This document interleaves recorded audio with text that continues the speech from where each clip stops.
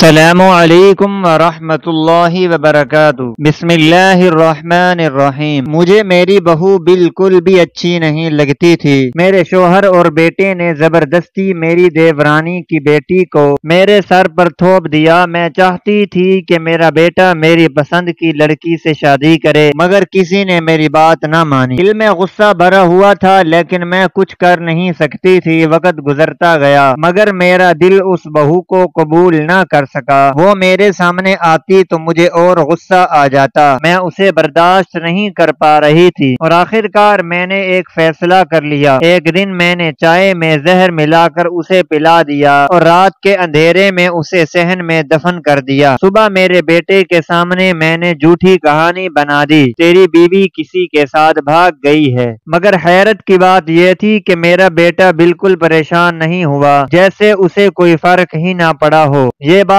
میرے دل میں کھٹکنے لگی، مگر میں نے زیادہ سوچنے کی کوشش نہ کی۔ کچھ دن بعد ایک رات میں پانی پینے کے لیے اٹھی۔ جیسے ہی بیٹے کے کمرے کے قریب سے گزری، اندر سے عجیب سی سرگوشیاں سنائی دیں۔ میں ٹھٹک گئی۔ دروازہ ہلکا سا کھلا تھا۔ میں نے اندر جھانکا اور جو دیکھا اس نے میرے ہوش اڑا دیے۔ میرا نام عابدہ بیگم ہے اور میں لاہور میں رہائش پذیر ہوں۔ میرے شوہر قطر میں کام کرتے ہیں اور میرا ایک ہی اکلوتا بیٹا تھا۔ میرے گھر پر میری دیورانی اور اس کی دو بیٹیاں بھی رہتی تھیں، جن کی کفالت میرا شوہر کرتا تھا، جو کہ مجھے بے حد ناپسند تھا۔ میں ہمیشہ چاہتی تھی کہ میرا شوہر صرف مجھ پر اور میرے بیٹے پر توجہ دے، مگر وہ اپنی کمائی کا ایک حصہ اپنی دیورانی اور اس کی بیٹیوں پر خرچ کر دیتا تھا، جو میرے لیے ناقابل برداشت تھا۔ میری دیورانی کی بڑی بیٹی جوان ہو چکی تھی اور اس کے رشتے کی بات ہو رہی تھی۔ ایک دن اس کا رشتہ ایک اچھے گھرانے میں طے ہو گیا، جہاں لڑکے والے کافی اچھے اور خوشحال تھے، مگر مجھے سب سے زیادہ غصہ اس وقت آیا جب میرے شوہر نے کی شادی کے تمام اخراجات خود اٹھانے کا فیصلہ کر لیا۔ مجھے پہلے ہی اپنی دیورانی اور اس کی بیٹیوں کی موجودگی ایک آنکھ نہیں بھاتی تھی، اور اب ان پر اتنے پیسے خرچ کرنا میرے لیے مزید تکلیف دہ تھا۔ میں نے اپنی پوری کوشش کی کہ کسی طرح یہ رشتہ ختم ہو جائے۔ میں نے لوگوں میں باتیں پھیلائیں، دیورانی کے کردار پر شک کرنے کی کوشش کی، اور حتیٰ کہ کچھ جگہوں پر لڑکے والوں تک غلط خبریں پہنچانے کی کوشش کی تاکہ وہ خود ہی یہ رشتہ ختم کر دیں، مگر میری تمام کوششیں رائیگاں گئیں۔ نہ صرف رشتہ برقرار رہا، بلکہ میرے شوہر نے قطر سے ایک بڑی رقم بھیج دی تاکہ شادی میں کسی قسم کی کوئی کمی نہ ہو۔ مجھے آج بھی وہ دن یاد ہے جب گھر میں میری شادی کی تیاریاں ہو رہی تھیں۔ ہر طرف خوشی کا ماحول تھا۔ میری دیورانی اور اس کی دونوں بیٹیاں بہت خوش تھیں، اور مجھے یوں لگ رہا تھا جیسے میرے سینے پر کوئی بھاری پتھر رکھا ہوا ہو۔ آخر کار شادی ہو گئی اور میری دیورانی کی بڑی بیٹی اپنے سسرال چلی گئی۔ میں نے سکھ کا سانس لیا کہ چلو ایک بوجھ تو سر سے ہٹا،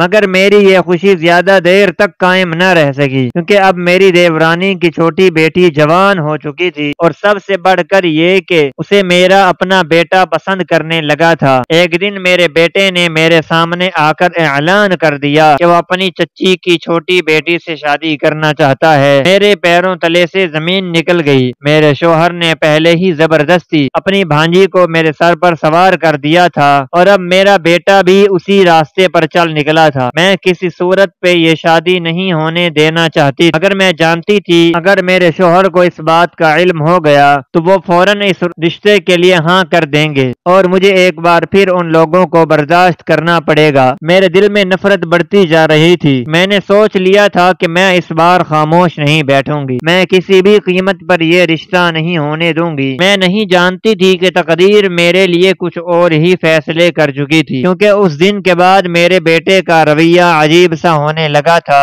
وہ ہر وقت مجھ سے اکھڑا اکھڑا سا رہنے لگا تھا، جیسے میری موجودگی اسے ناگوار گزرتی ہو۔ پہلے وہ مجھ سے ہر بات شیئر کرتا تھا، میرے بغیر کھانے پر نہیں بیٹھتا تھا، مگر اب جیسے سب کچھ بدل گیا تھا۔ وہ زیادہ تر وقت میری دیورانی کے گھر میں ہی گزارنے لگا تھا۔ میں اسے بلاتی تو وہ ٹال مٹول سے کام لیتا، اور اگر کبھی میرے پاس بیٹھتا تو سوائے ایک بات کے اور کوئی بات نہ کرتا کہ وہ عنبر سے شادی کرنا چاہتا ہے۔ مجھے یہ سن کر آگ لگ جاتی تھی۔ میں نے لاکھ سمجھانے کی کوشش کی کہ یہ شادی کسی صورت ممکن نہیں ہے، مگر وہ کسی بات کو سننے کے لیے تیار ہی نہیں تھا۔ میں نے اسے کہا کہ وہ اچھی اور عزت دار لڑکی لڑکی کو دیکھے۔ میں نے اس کے لیے اپنی پسند کی جگہ رشتہ ڈھونڈنے کی بھی کوشش کی، مگر اس پر کوئی اثر نہیں ہو رہا تھا، جیسے وہ میری باتوں سے بیزار ہو چکا ہو اور اس کی آنکھوں پر عنبر کا کوئی ایسا جادو چل چکا ہو جو میں نہیں توڑ سکتی تھی۔ مجھے ہر لمحہ یہ خیال کھائے جا رہا تھا کہ اگر میرے شوہر کو اس بارے میں پتہ چل گیا تو وہ فوراً اس شادی کے لیے ہاں کر دیں گے،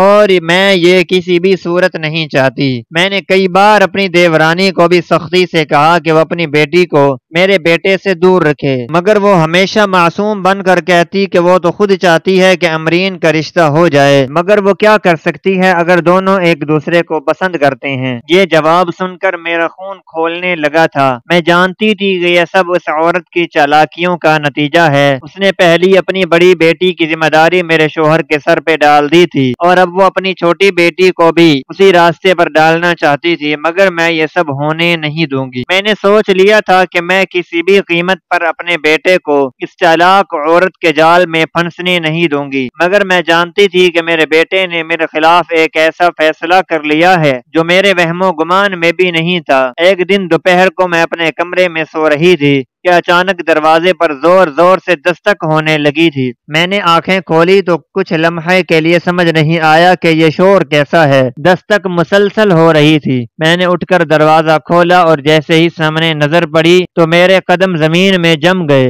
میرا شوہر دروازے پر کھڑا تھا۔ وہ بغیر اطلاع دیے اچانک آ گیا تھا۔ میں حیران رہ گئی تھی، کیونکہ وہ ہمیشہ آنے سے پہلے اطلاع دے دیتا تھا تاکہ ہم اس کے استقبال کی تیاری کر سکیں، مگر اس بار وہ یوں اچانک کیوں آیا تھا؟ اس کے چہرے پر سختی اور آنکھوں میں ایک عجیب سی تیزی تھی۔ میں نے گھبرا کر دروازے سے ایک طرف ہٹ کر اسے اندر آنے دیا۔ وہ سیدھا اندر آ کر بیٹھ گیا۔ میں نے جلدی سے پانی کا گلاس اس کے سامنے رکھا، مگر اس نے ہاتھ کے اشارے سے منع کر دیا اور مجھے غور سے دیکھنے لگا جیسے میرے چہرے سے کوئی جواب تلاش کر رہا ہو۔ میری پریشانی مزید بڑھنے لگی۔ میں نے ہلکی آواز میں پوچھا، آپ اچانک بغیر اطلاع دیے آ گئے، خیریت تو ہے؟ میری بات سن کر وہ ہلکا سا مسکرایا، مگر وہ مسکراہٹ عجیب سی تھی، جیسے وہ گہری سوچ میں ہو۔ پھر وہ سنجیدگی سے بولا، مجھے بہت سی باتوں کا پتہ چل گیا ہے اور اب میں خود آ کر سب کچھ دیکھنا چاہتا ہوں۔ اس کے یہ الفاظ سنتے ہی میرے دل کی دھڑکن بے ترتیب ہونے لگی۔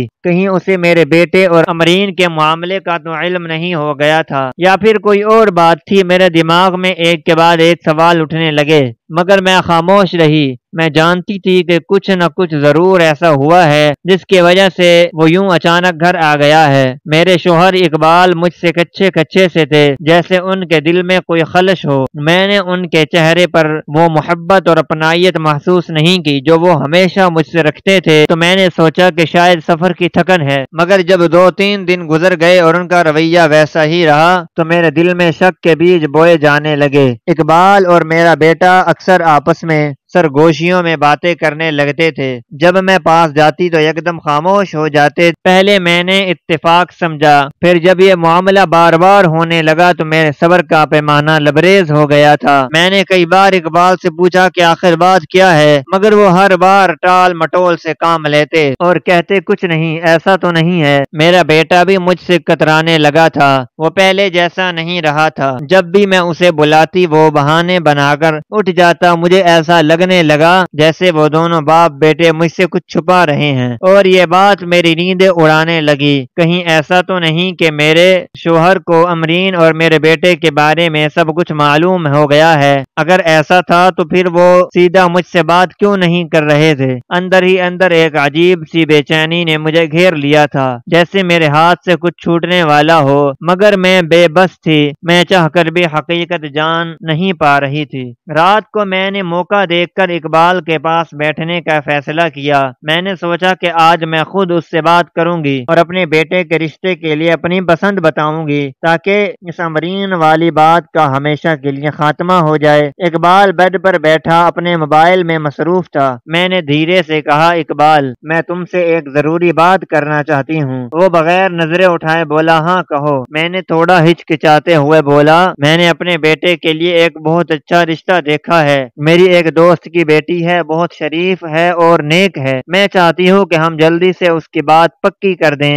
تاکہ کوئی اور درمیان میں نہ آئے۔ اقبال نے ایک لمحے کے لیے بھی نظریں اوپر نہیں کی، وہ موبائل کی سکرین پر انگلیاں چلاتا رہا جیسے میں نے کچھ کہا ہی نہ ہو۔ میں نے کچھ دیر انتظار کیا، شاید وہ کچھ بولے، مگر وہ جان بوجھ کر میری بات انسنی کر رہا تھا۔ یہ بات میرے لیے ناقابل برداشت تھی۔ میں نے دوبارہ تھوڑا بلند لہجے میں کہا، میں تم سے کچھ پوچھ رہی ہوں۔ اقبال تمہیں سنائی نہیں دے رہا؟ اس نے گہری سانس لی اور موبائل سائیڈ پہ رکھتے ہوئے ایک نظر مجھ پر ڈالی۔ اس کی آنکھوں میں ایک عجیب سی بے رخی تھی جو میں نے پہلے کبھی نہیں دیکھی تھی۔ وہ سنجیدہ لہجے میں بولا، اس بات کا فیصلہ اب ہمارا بیٹا خود کرے گا۔ اور پھر یہ کہہ کر وہ دوبارہ موبائل میں مصروف ہو گیا جیسے میں وہاں موجود ہی نہ ہوں۔ میرے دل میں جیسے کسی نے انگارے بھر دیے تھے۔ مجھے یقین ہو چکا تھا کہ کچھ نہ کچھ ضرور ایسا ہے جو مجھے نہیں بتایا جا رہا تھا، مگر میں بھی آسانی سے ہار ماننے والوں میں سے نہیں تھی۔ میں نے سوچ لیا تھا کہ چاہے جو بھی ہو میں یہ شادی نہیں ہونے دوں گی۔ میرا شک بالکل درست نکلا۔ ایک دن اچانک میرے شوہر اور بیٹے نے بغیر بتائے عمبرین کو بیاہ کر گھر لے آئے، جیسے میرے وجود کی کوئی حیثیت ہی نہ ہو۔ میں حیران رہ گئی، یہ سب میری مرضی کے بغیر کیسے ہو سکتا تھا؟ میری زندگی کا سب سے بڑا فیصلہ مجھ سے پوچھے بغیر کر لیا گیا تھا۔ جیسے ہی میں نے عمرین کو دلہن کے روپ میں گھر میں داخل ہوتے ہوئے دیکھا، میرے ضبط کا بندھن ٹوٹ گیا۔ میں غصے سے آگ بگولا ہو گئی۔ میں نے وہی کھڑے کھڑے ہنگامہ کھڑا کر دیا۔ میں چلانے لگی، یہ سب میرے ساتھ دھوکہ ہوا ہے۔ میں نے اپنی پوری کوشش کی تھی کہ یہ شادی نہ ہو، مگر تم لوگوں نے میرے ساتھ یہ زیادتی کی ہے۔ میں نے عمرین کو حقارت سے دیکھا اور کہا، تم اس گھر میں ایک پل کے لیے بھی نہیں رکو گی، میں تمہیں برداشت نہیں کر سکتی۔ میری آواز پورے گھر میں گونج رہی تھی، مگر اقبال اور میرا بیٹا بالکل خاموش کھڑے تھے، جیسے میری چیخو پکار کا ان پر کوئی اثر ہی نہ ہو۔ میں بار بار کہہ رہی تھی کہ میں اس لڑکی کو کبھی اپنی بہو تسلیم نہیں کروں گی، مگر پھر اچانک اقبال نے غصے سے میری طرف دیکھا اور دہاڑ کر بولا، بس بہت ہو گیا، اگر تم نے ایک لفظ بھی بولا اور کہا تو یاد رکھو میں تمہیں طلاق دے دوں گا۔ اقبال کی یہ بات سنتے ہی میرے پیروں تلے سے زمین نکل گئی، میری زبان گنگ ہو گئی۔ میں نے کبھی خواب میں بھی نہیں سوچا تھا کہ وہ مجھ سے اس طرح بات کرے گا۔ وہی اقبال جو میری ہر بات مانتا تھا آج میرے وجود کو ہی چیلنج کر رہا تھا۔ میں صدمے میں کھڑی رہ گئی تھی۔ وہ لوگ عمرین کو لے کر اندر چلے گئے تھے جیسے میں وہاں موجود ہی نہ ہوں۔ میرے آنسو بے اختیار نکلنے لگے۔ مجھے یوں لگ رہا تھا جیسے میرے اپنے ہی گھر میں میرے لیے کوئی جگہ باقی نہیں رہی۔ اگلے دن اقبال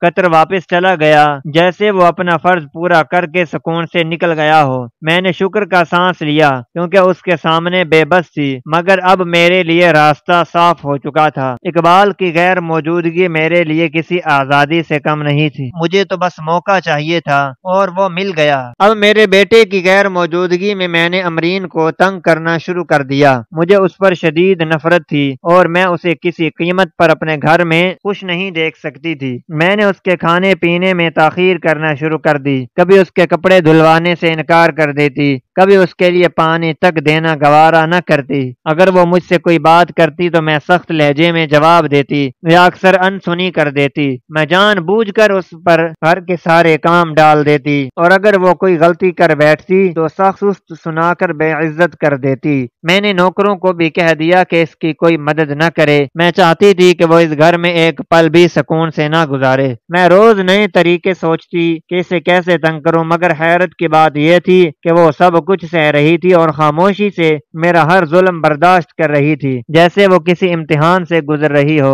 مگر میں بھی کہاں رکنے والی تھی، مجھے تو بس اسے جھکانا تھا، اسے اپنی نفرت کا احساس دلانا تھا۔ میری ہر کوشش کے باوجود عمرین نے ہار نہیں مانی۔ وہ نہ تو شکایت کرتی نہ ہی گھر چھوڑ کے جانے کی ضد، بس چپ چاپ سب سہتی رہتی، جیسے میں کچھ کر رہی تھی اس کا اس پر کوئی اثر ہی نہ ہو رہا ہو۔ کہ یہ خاموشی مجھے اور بھی غصہ دلا رہی تھی۔ میں چاہتی تھی کہ وہ اس گھر سے دفع ہو جائے، مگر وہ جیسے ضد پر اڑی ہوئی تھی۔ جب سب بے سود رہا تو میں نے ایک اور منصوبہ بنایا۔ ایک دن میں ٹی وی دیکھ رہی تھی تو ایک کہانی میں دکھایا گیا کہ ایک ساس نے اپنے بہو کو کھانے میں زہر ملا کر دیا اور سب کو یہی لگا کہ وہ کسی بیماری سے مری ہے۔ یہ دیکھ کر میرے ذہن میں بھی ایک خیال آیا۔ امرین کو چائے بہت پسند تھی، دن میں 2-3 بار ضرور پیتی تھی۔ اگر میں چائے میں زہر ملا دوں تو سب کچھ آسانی سے ختم ہو سکتا تھا۔ میں نے سوچ لیا تھا اب یہی واحد راستہ ہے، مگر اس بار میں جلد بازی نہیں کرنا چاہتی تھی۔ میں نے پہلے اس کے ساتھ اپنا رویہ نرم کیا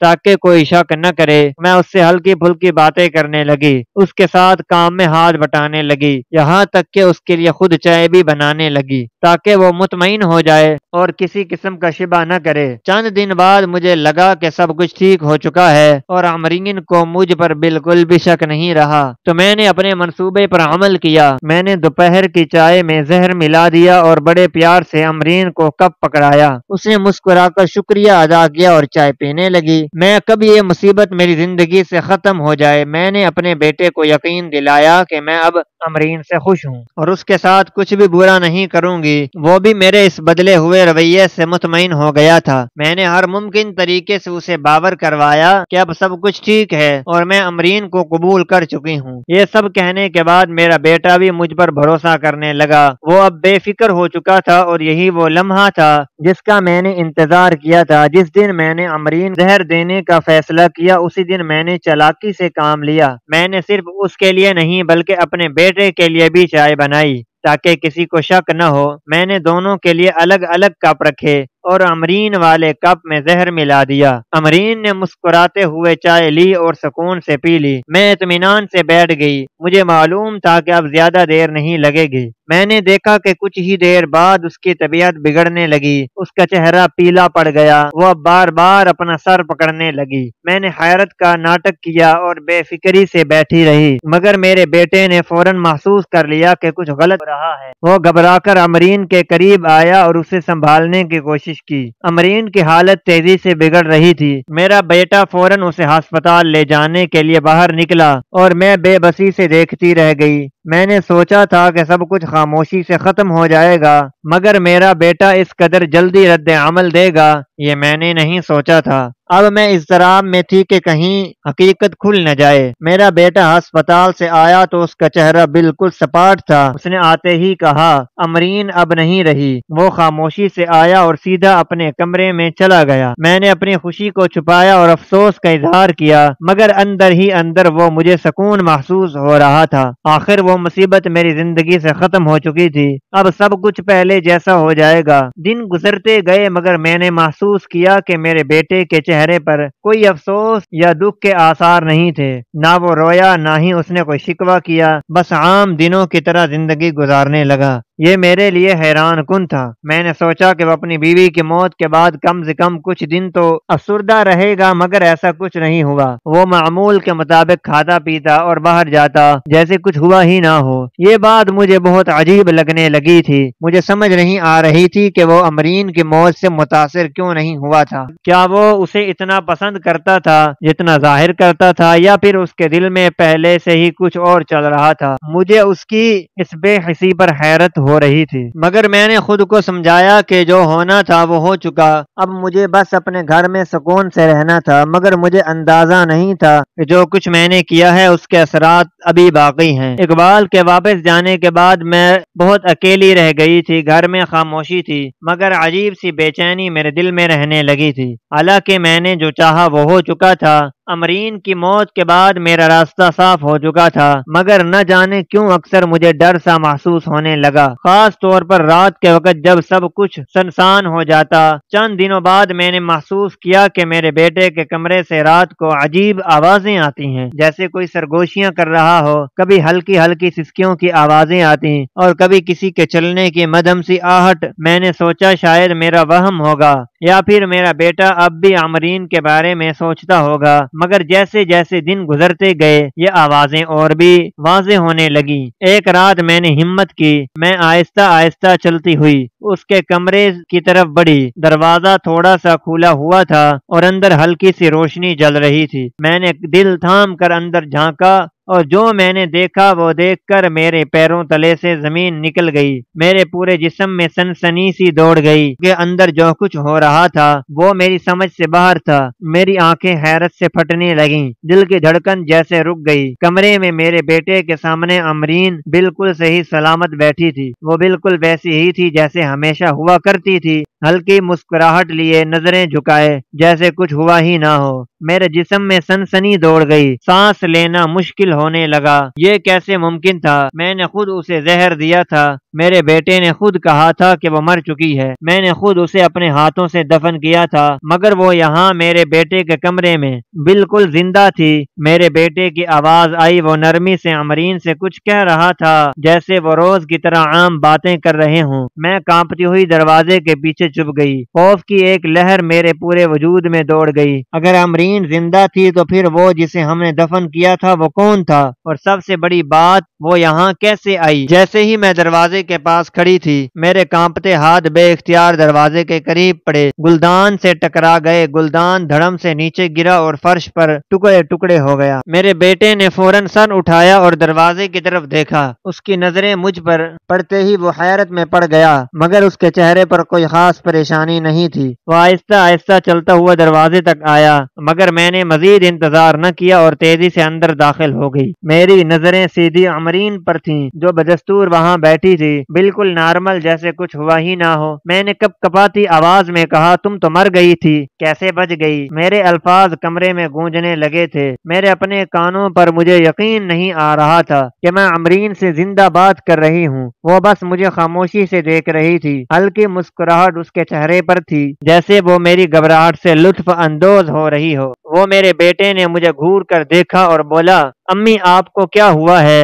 امرین یہی ہے، ہمیشہ سے تھی، آپ کیوں بار بار کہہ رہی ہیں کہ وہ مر گئی تھی؟ مجھے لگا جیسے زمین گھومنے لگی ہو۔ یہ سب کیا ہو رہا تھا؟ کیا میں پاگل ہو رہی تھی یا پھر واقعی کچھ ایسا تھا جو میری سمجھ سے باہر تھا؟ میرے بیٹے نے میری طرف دیکھا کہ آنکھوں میں ایک عجیب سی روشنی تھی جیسے میں سمجھنے سے قاصر تھی۔ وہ چند لمحے خاموش رہا، پھر آہستہ سے بولا، مجھے آپ کے منصوبے کا پہلے ہی علم ہو گیا تھا۔ میں نے چونک کر اسے دیکھا، میرا دل تیزی سے دھڑکنے لگا۔ کیا کہہ رہا تھا یہ لڑکا؟ کیسا علم، کیسا منصوبہ؟ میں نے لرزتی آواز میں پوچھا، کیا مطلب؟ تمہیں کیسے پتا چلا؟ میرے بیٹے نے ایک نظر امرین کی طرف دیکھا جو اب بھی خاموشی سے مسکرا رہی تھی، پھر وہ دوبارہ میری طرف متوجہ ہوا اور بولا، امی آپ نے جو چائے میں ملایا تھا وہ زہر نہیں تھا، میں نے پہلے ہی آپ کی ہر حرکت پر نظر رکھی ہوئی تھی، مجھے اندازہ ہو گیا تھا کہ آپ کچھ نہ کچھ ایسا کرنے والی ہیں جو امرین کے لیے خطرناک ہو۔ جب آپ باورچی خانے میں گئی تھی تو میں نے آپ کو چھپ کر دیکھ لیا تھا، اور جب آپ نے چائے میں کچھ ملایا تو میں سمجھ گیا کہ یہ کوئی سازش ہے۔ میں نے فوراً چپکے سے چائے بدل دی اور امرین کو وہ چائے دی جو محفوظ تھی، جبکہ آپ کی زہریلی چائے کو میں نے بہانے سے ضائع کر دیا تھا۔ میں سکتے میں آ گئی، میرے ہاتھ پیر سن ہو گئے تھے۔ میں نے حیرت سے کبھی اپنے بیٹے کو دیکھا، کبھی امرین کو جو اب میری طرف دیکھ کر طنزیہ مسکرا رہی تھی۔ مجھے یوں لگ رہا تھا جیسے زمین میرے پیروں تلے سے نکل گئی ہو۔ میں نے جو کچھ کیا وہ سب بیکار گیا تھا اور سب کچھ الٹا میرے ہی خلاف ہو چکا تھا۔ میرے دماغ نے جیسے کام کرنا چھوڑ دیا تھا۔ میں سکتے میں کھڑی تھی، کبھی اپنے بیٹے کو دیکھتی، کبھی امرین کو جو بدستور میری طرف دیکھ کر مسکرا رہی تھی۔ میرا بیٹا اب بھی تحمل سے کھڑا تھا، اس کے چہرے پر غصہ یا نفرت کے آثار نہیں تھے، بلکہ ایک عجیب سی سنجیدگی سی تھی۔ وہ مجھے کچھ سمجھانا چاہ رہا ہو۔ میں نے بمشکل خود کو سنبھالا اور لرزتی ہوئی آواز میں کہا، تم نے ایسا کیوں کیا؟ کیا تمہاری بیوی میری دشمن تھی؟ میں نے اس سے اس گھر میں نہیں دیکھنا چاہتی تھی۔ میرے بیٹے نے ایک گہرا سانس لیا اور بولا، امی آپ ہمیشہ میرے راستے میں رکاوٹ بن کر کھڑی ہو جاتی ہیں۔ میں امرین کو پسند کرتا تھا، اسے اپنی بیوی بنانا چاہتا تھا، لیکن آپ نے ہمیشہ میری خوشیوں کے خلاف قدم اٹھایا۔ میں نے پھر بھی کچھ نہیں کہا، مگر جب آپ نے اس کی جان لینے کی کوشش کی تو مجھے آپ کو روکنا پڑا، کیونکہ میں امرین سے محبت کرتا ہوں، اسے کھونا نہیں چاہتا تھا۔ میری آنکھوں کے سامنے اندھیرا چھانے لگا تھا۔ میں نے کرسی کا سہارا لے کر خود کو گرنے سے بچایا۔ مجھے لگ رہا تھا کہ جیسے سب کچھ ختم ہو گیا ہو۔ میری پوری زندگی میری اپنی اولاد نے میرے خلاف سازش کر لی تھی۔ میں اپنا سب کچھ اپنے بیٹے کے لیے قربان کیا تھا، اور آج وہی بیٹا میرا سب سے بڑی شکست کا باعث بن گیا تھا۔ میں نے کمزور نظروں سے عمرین کی طرف دیکھا، وہ اب بھی خاموش تھی لیکن اس کے چہرے پر ایک فاتحانہ مسکراہٹ تھی، جیسے وہ مجھ پر ہنس رہی ہو، جیسے وہ کہہ رہی ہو کہ میں جیت گئی اور تم ہار گئی۔ مجھے اپنی شکست پر یقین نہیں آ رہا تھا۔ میں نے جو کچھ سوچا تھا سب کچھ الٹ ہو چکا تھا۔ میں اب اس گھر میں ایک اجنبی بن چکی تھی۔ میں اب اس گھر میں بالکل تنہا رہ گئی تھی، نہ میرا بیٹا میرے ساتھ تھا، نہ ہی وہ بہو جسے میں نکالنا چاہتی تھی۔ میرے اپنے ہی ہاتھوں سے بچھایا ہوا جال میرے خلاف ہو گیا۔ امرین اور میرا بیٹا مجھے چھوڑ کر جا چکے تھے، وہ کہاں گئے مجھے نہیں معلوم، نہ ہی کسی نے مجھے بتایا۔ جب میں نے پوچھنے کی کوشش کی تو کسی نے کوئی واضح جواب نہ دیا اور سب نے مجھ پر ہی الزام دھر دیا کہ میں اپنی ضد اور نفرت کی وجہ سے اپنے گھر کو برباد کر دیا ہے۔ اقبال نے بھی مجھ سے منہ موڑ لیا تھا، وہ پہلے ہی مجھ سے نالاں تھے، اور جب اسے معلوم ہوا کہ میں نے امرین کے ساتھ کیا کیا تو اس نے ایک پل بھی دیر نہ کی اور مجھے طلاق بھجوا دی تھی۔ مجھے لگا تھا کہ وہ صرف دھمکی دے رہا تھا، مگر وہ سچ میں مجھے چھوڑ کر جا چکا تھا۔ اس نے قطر میں ہی دوسری شادی کر لی اور کبھی واپس لوٹ کر نہیں آیا۔ میں نے بہت کوشش کی کہ اس سے بات کر سکوں، لیکن اس نے میرا ہر رابطہ ختم کر دیا۔ میرے پاس اب صرف یہ سنسان گھر رہ گیا تھا جہاں میں راج کرتی تھی، میرا حکم چلتا تھا، میرا رعب و جلال تھا، لیکن اب کچھ باقی نہ رہا۔ میں ایک ہارے ہوئے مہرے کی طرح تنہا بیٹھی رہی، اپنی بربادی کا نظارہ کر رہی تھی۔ نہ کوئی مجھ سے ملنے آتا، نہ کوئی میرا حال پوچھتا۔ جو لوگ پہلے میرا احترام کرتے تھے وہ بھی طنزیہ نظروں سے دیکھتے تھے۔ میرے پاس سب کچھ ہوتے ہوئے بھی میں خالی ہاتھ رہ گیا تھا۔ میں نے اپنی زندگی اپنے ہی ہاتھوں برباد کر لی تھی۔ شکریہ۔